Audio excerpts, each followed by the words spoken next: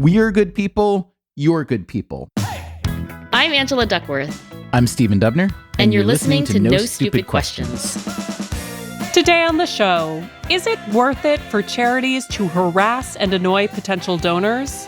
Hey, we know it's a pain in the neck to get 18 letters a year. Do you think we like having to send out that many letters? Stephen, we have an email from a listener named Michelle. Are you ready for it? I'm ready. Stephen and Angela, why are charities spending money to annoy their donors? I like Michelle. Michelle goes on to explain, I have in recent years made it a priority to donate more to charities I care about, but didn't expect that one of the long-lasting repercussions is that I am now constantly bombarded with junk mail, sometimes with a bunch of personalized address labels or other, quote, free stuff from multiple charities multiple times a week. This can't be a good use of their money, right? Especially in the age of email. In fact, I tend to donate again to charities who don't send me as much stuff because it makes me feel like they are focusing their money and efforts on actually doing good work. I would love to hear you discuss this phenomenon, both from the economic and psychological perspective. Best, Michelle. I agree with Michelle. This practice does seem stupid and outdated. It happens to you, right? It does. You have innumerable return address labels. I have so many of them. Yeah, a lot of rainbows. They're often really ugly. And you kind of can't throw them away because you're like, well, maybe I'll need a return label or 600. I do throw mine away. Although I did look it up recently. It turns out that solicitations by snail mail are per capita much more successful than solicitations by email. So that could be one reason why Michelle and you and I are still getting so many. On the other hand, I would think that because email is really, really, really cheap to send versus mail, that it's probably not a fair comparison. It doesn't mean it's more cost effective because it's nearly costless to send emails. And I will say this, snail mail these days is getting pretty close to what a landline has gotten to be, which is just spam. Yeah. In fact, I got rid of all of our landlines. Me too. Samesies. So for Michelle, I really empathize. And to be fair, there are ways theoretically to get yourself off these mailing lists, but most of them seem pretty incomplete and burdensome. I mean, these are charities she has donated to. So let's distinguish between random spam, like, please donate to this charity. We got your name off of some mailing list that we bought. And you just donated to our charity, Michelle. Thank you very much. Here's your free tote bag, address labels, greeting cards, etc. So I think Michelle is not getting spam charity mailing. She's getting mailings from charities that she donated to. Well, that may be true, but I will say this. One way that charities and nonprofits and all different kinds of firms make money is by harvesting addresses from good people and then reselling them to other firms. We've talked about that a little bit on this show before, which is the moral licensing component, right? If you are doing something that is prima facie good. Does it cancel out some little sins? Does it cancel out a little misbehavior?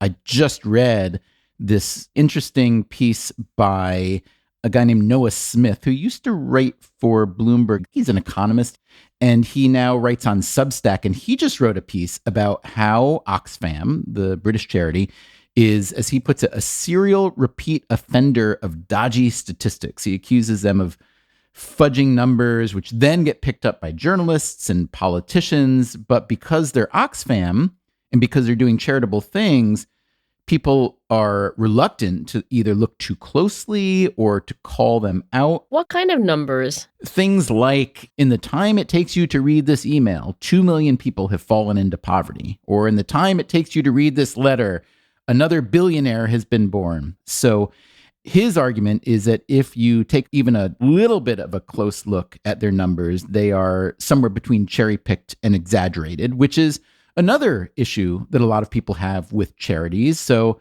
that might be the bigger sin in the charity world. But Michelle is asking about the smaller sin of, I like how she put it, why are charities spending money to annoy their donors?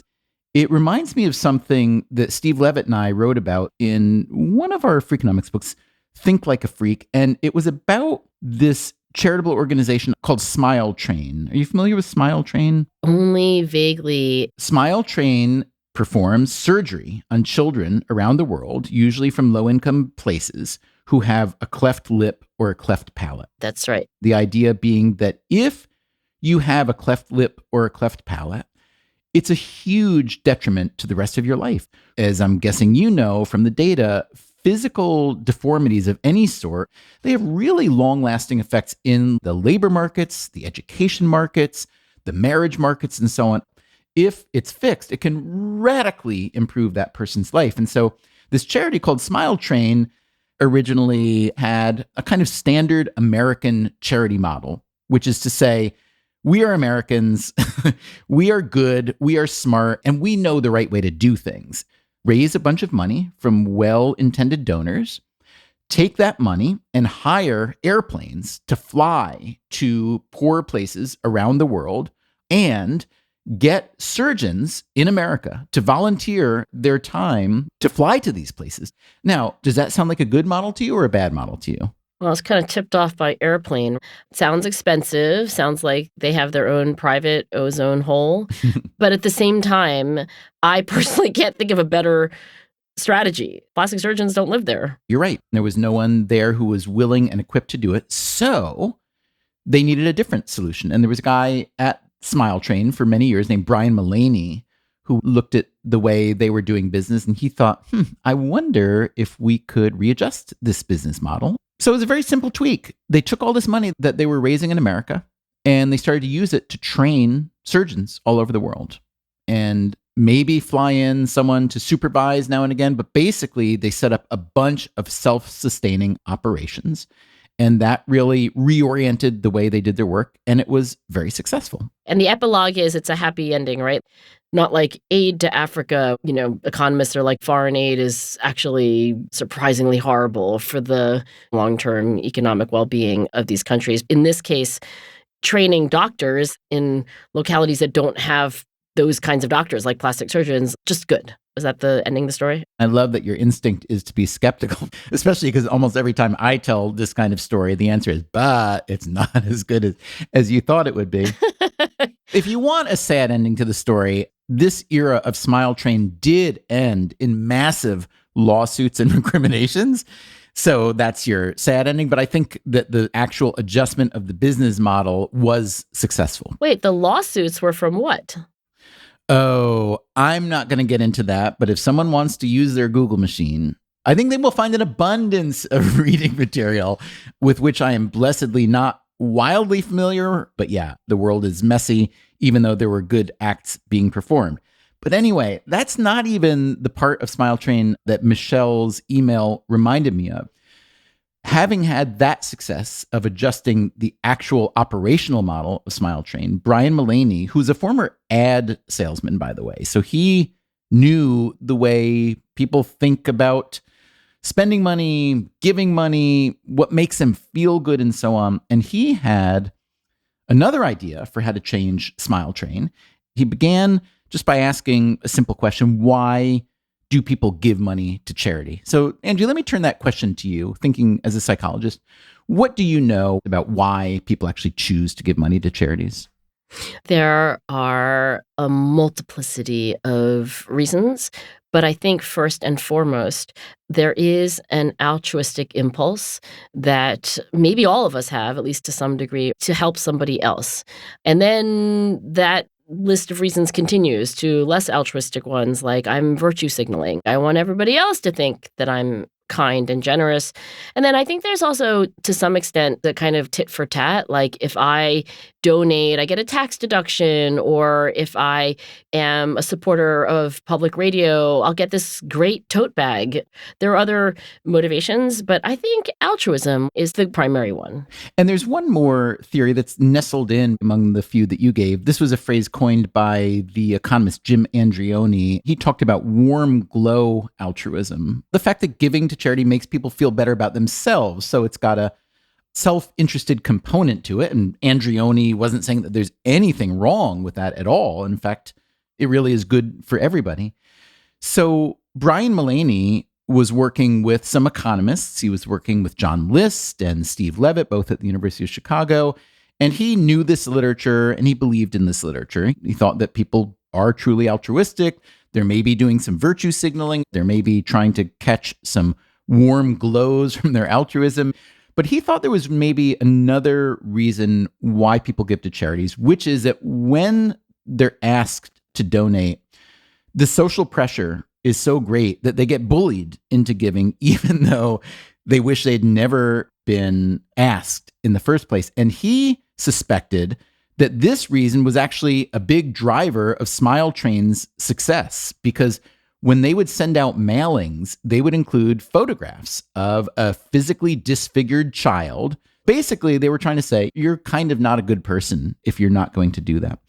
He knew that that worked. They raised millions and millions of dollars, but he also knew that it didn't really sit right with everybody. As Michelle was saying, you will get letter after letter after letter after letter. And in fact, with Smile Train, if you signed up and gave them something, they would send you, do you want to know how many mailings a year you would get from Smile Train? Oh my gosh, this is going to shock me, right? And I'm not even going to guess. How many mailings would I get if I had signed up once to donate to Smile Train?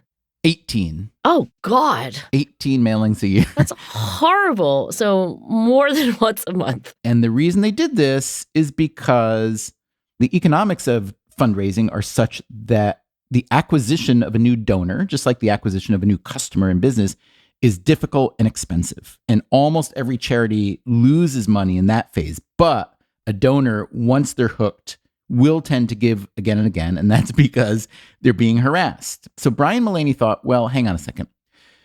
What if we try to change this dynamic? If people don't like getting hassled, but they are giving, would it be worth thinking about offering a different solution? What if we offered donors a way that they would agree if they gave money that we'll never be in touch with them again? He called this a once and done letter. Like forever? Pretty much. In fact, he wanted to try all this and run an experiment. So yeah, there were 3 options in this card that you'd get in the mail. Option 1, this will be my only gift. Please send me a tax receipt and do not ask for another donation again. Love this. Number 2, I would prefer to receive only 2 communications from the Smile Train each year. Please honor my wishes to limit the amount of mail sent to me. And number 3 was, please keep me up to date on the progress the Smile Train is making on curing the world of clefts by sending me regular communications, which means, I guess, 18 letters. So Angie, imagine you're on the board of Smile Train and I come to you and I say, I think the way we're doing this is totally backwards. I know it's expensive to acquire donors, and therefore, once we have them, we should just milk and milk and milk them. But I think in the end, we might do better by offering people a once and done. What would you say as a board member? Well, on one hand, I know we might, as a charity, be net positive from sending 18 mailings, but that's just a wasteful thing, and it may not be good for the greater society well-being to have all this wastage. So I would have chosen the 2 a year because the acquisition costs of a new donor are considerable. Trying to get another person to know about you and get out their checkbook. And actually, honestly, if I were the recipient of such a letter from Smile Train, I think I would not say, like, leave me alone for the rest of my life. Twice a year is what I would have chosen. So according to Brian Mullaney, even he himself thought this was maybe a totally stupid idea, that you're just cutting off your source of funding. You get these donors and you're immediately saying, we revoke the right to keep coming at you. But he thought it was worth a trial. I believe they sent hundreds of thousands of letters with this once and done message. And it contained a reply card where each donor could check one of the 3 boxes. So it turns out that households that got this once and done letter were twice as likely to become first-time donors as people who got a regular standard solicitation letter. By fundraising standards, this was a massive gain. Twice as many people were giving for the first time. Also, they were giving a little bit more money. On average, it was about $56 instead of $50. So Smile Train immediately raised millions of extra dollars. But then you have to ask yourself, Are they sacrificing long-term, because now every new donor has the option to tell Smile Train to get lost? So you might expect that all the new donors would check box number 1. This will be my only gift. Please send me a tax receipt. Do not ask for another donation. But only a third of them opted out of future mailings.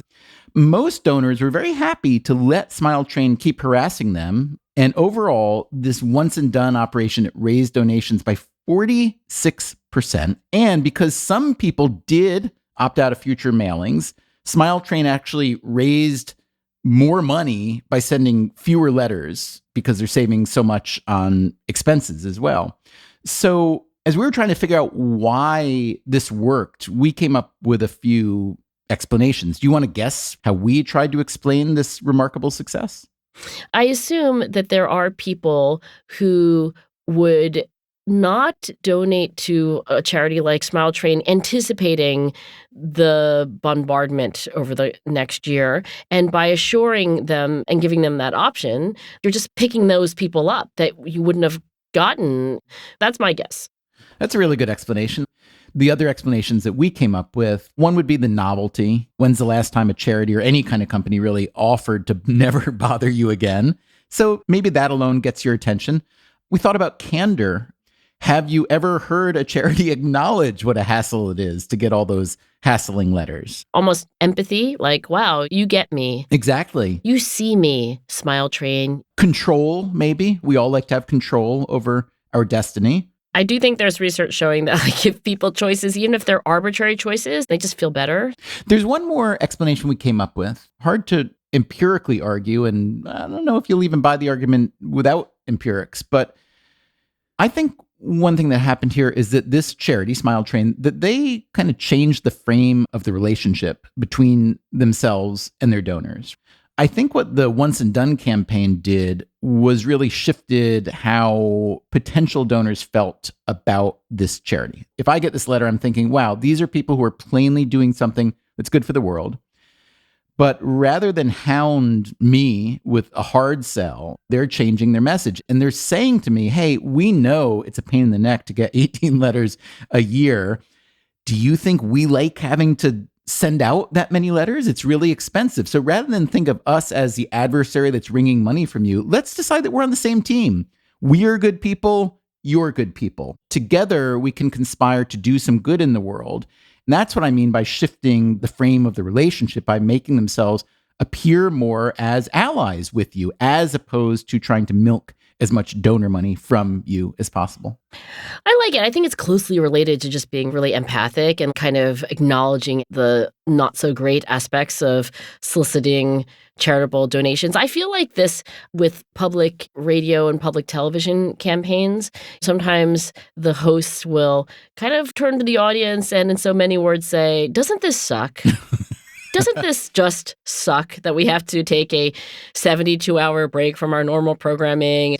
You can end this suffering right now if you would just collectively donate. None of us want to be here, but all of us would recognize that this is a project that needs money. So come on, let's do it. Does that work on you? Well, we have continuously supported public television, public radio, and a number of different charities. So it works in the sense that we're donating. I'm not sure it works in the sense that like we wouldn't donate if they didn't say those things. It certainly makes me feel better when I have to weather those campaigns. We would probably donate anyway, but it is comforting to know that the terribleness of some of these charity campaigns is acknowledged. Still to come on No Stupid Questions, Stephen and Angela discuss whether those personalized address labels actually get people to donate. I appeal to charities publicly to stop sending us shit.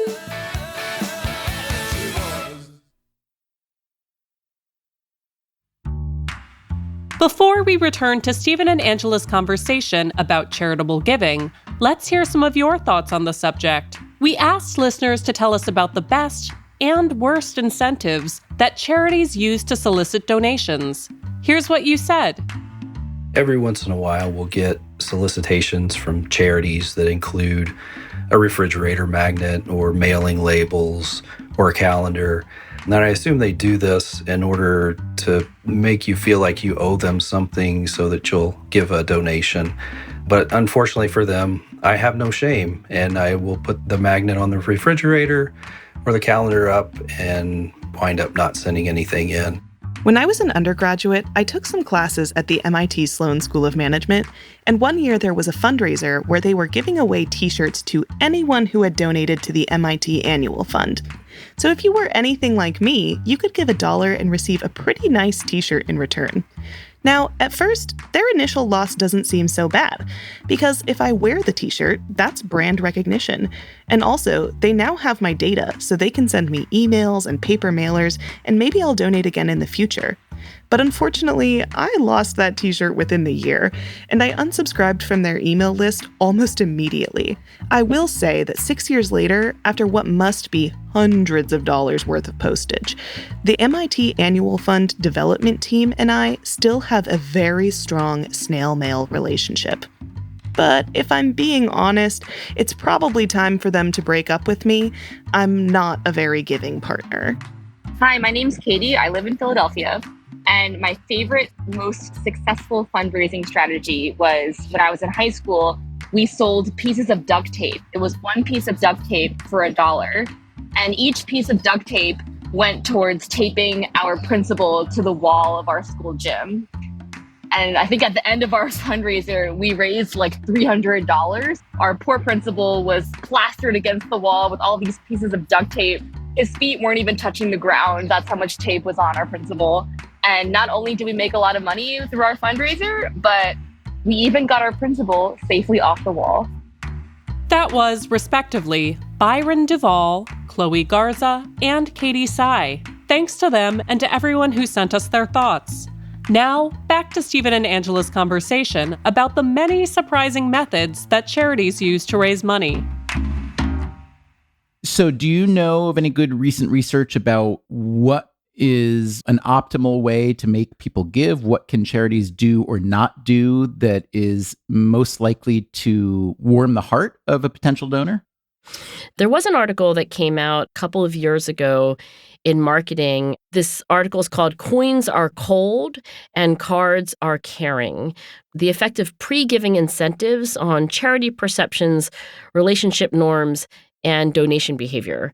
It's an article that kind of summarizes the research that's already been done to date, but they also compare this kind of return address label, gift card, non-monetary pre-gift incentive to just cash. And here's what I learned. When you get those letters in the mail from a charity that has a little dollar in the window or a quarter, et cetera, you are more likely to open it. I think very few of us can just throw that envelope in the trash. But if you compare monetary incentives like coins, dollars, non-monetary incentives, greeting cards, return labels, and then just like no incentives, which of these modalities is the best? It's actually giving nothing. That said, you do get people to open more when there's a coin in the window, et cetera. It's just that the average donation isn't necessarily more, and then you have to subtract the cost of the coin or the dollar. And then I think one of the most important things that I got out of it is that when you send somebody $1 or a quarter or a nickel, asking them to in turn make a donation to this charity, however you frame it, you've actually changed that relationship. And now you've made this a transaction. You're no longer in the kind of altruistic mindset. This is more now tit for tat. Like, well, they gave me $1, so I should probably give them fill in the blank. So I appeal to the charities publicly to stop sending us shit. I don't need any more address labels. And this research suggests that in the long run, just for your own fundraising, you may not be doing yourself any good at all. So based on that paper, based on what you know about psychological appeals generally, based on what we talked about with the success of the once and done initiative by Smile Train, if you could just bring together 100 executive directors of nonprofits and give them a few bullet points to consider for optimizing fundraising while minimizing the garbage that Michelle and you and I don't like getting in the mail, can you reduce it to some first principles? Yeah, let me try. One is when you are appealing to a public audience for a charitable donation, that you should not give gifts or tit-for-tat incentives. I am sure that there are some people for whom that works wonders, but on average, the net effect, especially when you take into account the cost of doing it, real costs, but also maybe the relationship costs, shifting to a transactional relationship from what it should be, which is an altruistic, communal kind of relationship. This article, by the way, that I just mentioned, didn't even talk about environmental costs. When you layer in the costs of junk mail to the environment, et cetera, it's a pretty clear thing, like don't send stuff. I'll borrow from the Center for High Impact Philanthropy. It's a think tank at University of Pennsylvania, which is my home university, but it's also run by Kat Risquetta, who's a very good friend of mine.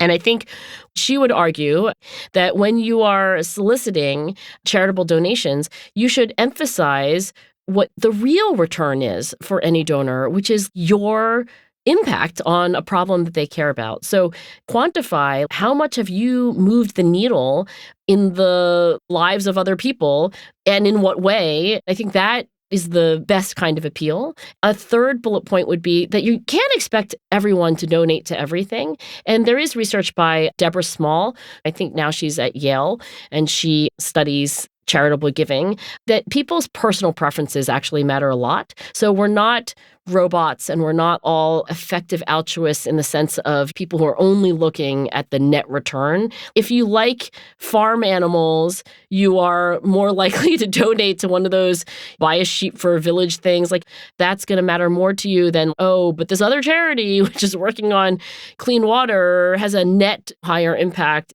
So I think when you design these campaigns, you should think about targeting people who just personally care for maybe idiosyncratic reasons. And then finally, I'll just say this.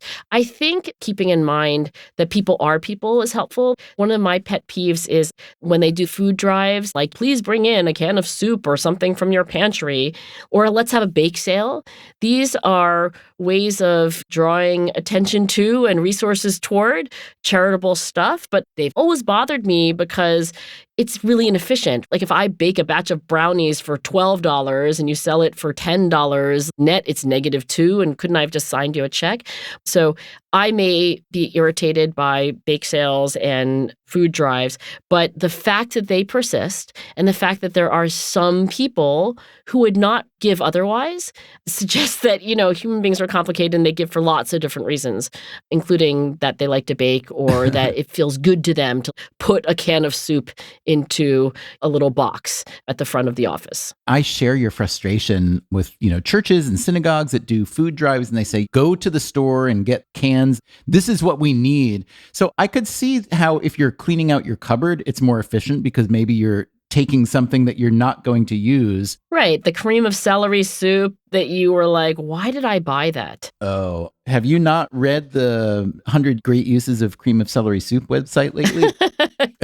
But I share your frustration. It's so inefficient. In fact, when Russia invaded Ukraine, a bunch of organizations around me started holding these fundraisers of different sorts.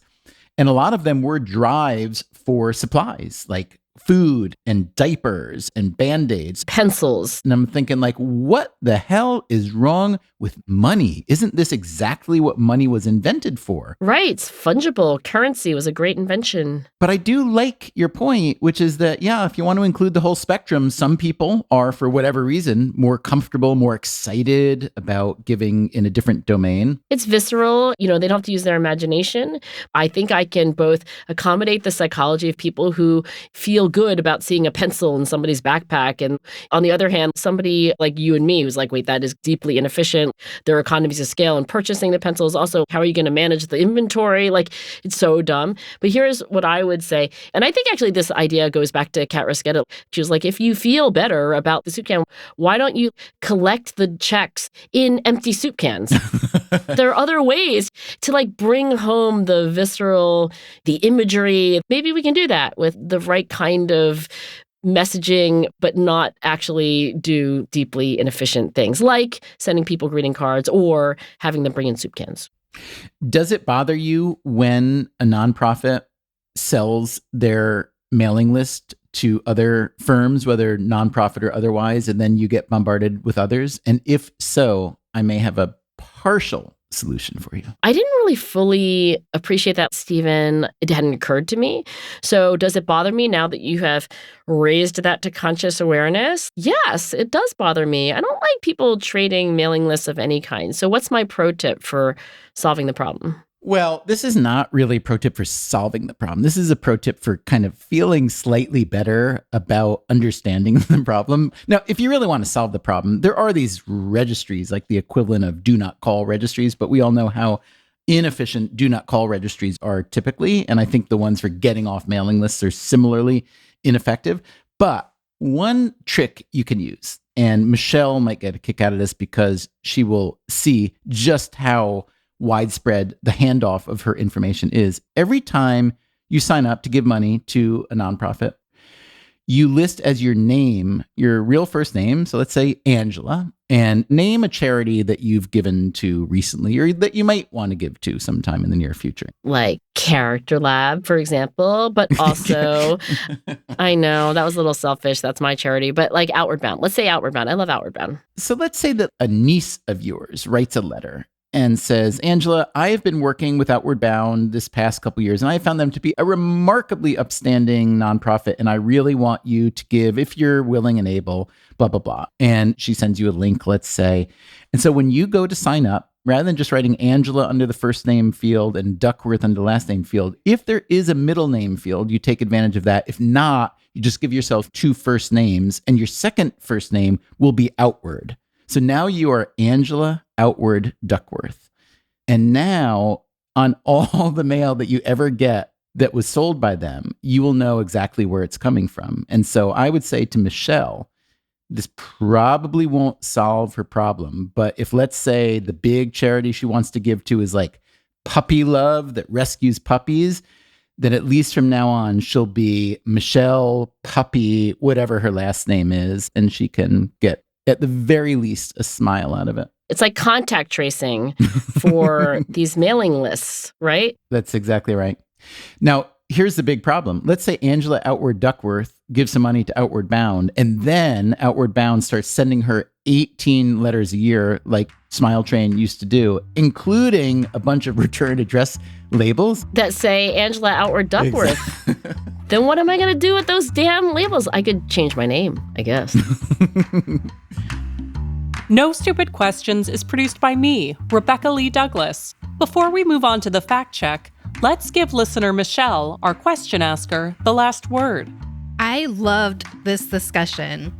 I didn't know about the Smile Train story, but I would be so thrilled for the ones and done to catch on with every charity. In fact, I will personally pledge on public record to double my annual donation to any charity that gives me that option. And now here's a fact check of today's conversation. In the first half of the show, Stephen says that the original business model for the charity Smile Train involved flying surgeons to low-income areas around the globe to operate on children with cleft lips or cleft palates. This is not quite correct. Brian Mullaney and Charles Wang, the co-founders of Smile Train, had previously been board members of Operation Smile, a similar charity that did use this model. When Mullaney and Wang split from Operation Smile to create Smile Train in 1998, they decided to use the new, more sustainable model that Stephen described, and began training and funding local surgeons instead. Stephen also mentions lawsuits and incriminations related to the charity, but doesn't go into further detail. He may have been referring to a 2013 summary judgment that ruled that co-founder Brian Mullaney needed to repay Smile Train UK more than £633,000 that he allegedly received in unauthorized payments. Or perhaps he was thinking of when the company received criticism in 2017 for an October-themed mailer that read, quote, "What if every day felt like Halloween?" accompanied by a picture of children with cleft palates. Finally, Stephen references the concept of warm glow altruism as defined by economist Jim Andreoni. The phrase Andreoni coined is actually the synonymous but slightly more alliterative warm glow giving. That's it for the fact check. Coming up next week on No Stupid Questions, is your anger physically hurting you?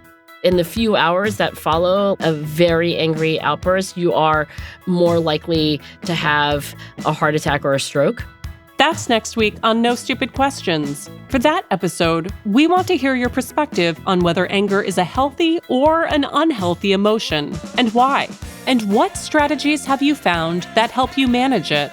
To share your thoughts, send a voice memo to nsq@freakonomics.com with the subject line anger. Make sure to record in a quiet indoor space with your mouth close to the phone, and please keep your thoughts to under a minute. No Stupid Questions is part of the Freakonomics Radio Network, which also includes Freakonomics Radio, People I Mostly Admire, and Freakonomics MD. All our shows are produced by Stitcher and Renbud Radio. This episode was mixed by Eleanor Osborne. We had help this week from Lyric Bowditch. Our staff also includes Neil Carruth, Gabriel Roth, Greg Rippin, Morgan Levy, Zach Lipinski, Julie Canfer, Ryan Kelly, Jasmine Klinger, Emma Terrell, Jacob Clementi, and Alina Coleman. We had additional research assistance from Anya Dubner. Our theme song is And She Was by Talking Heads. Special thanks to David Byrne and Warner Chappell Music. If you'd like to listen to the show ad-free, subscribe to Stitcher Premium. You can follow us on Twitter at @NSQ_show and on Facebook at NSQ Show. If you have a question for a future episode, please email it to nsq@freakonomics.com. To learn more or to read episode transcripts, visit freakonomics.com/NSQ. Thanks for listening. Stephen, are you beeping? I think we're hitting the trifecta of New York City noises right now. We're hearing construction beeping. We're hearing some sirens. And I think we're hearing angry car horns. Now it's making me wonder if they're coming to get me. Do you think I should bar the door? The Freakonomics Radio Network, the hidden side of everything. Stitcher.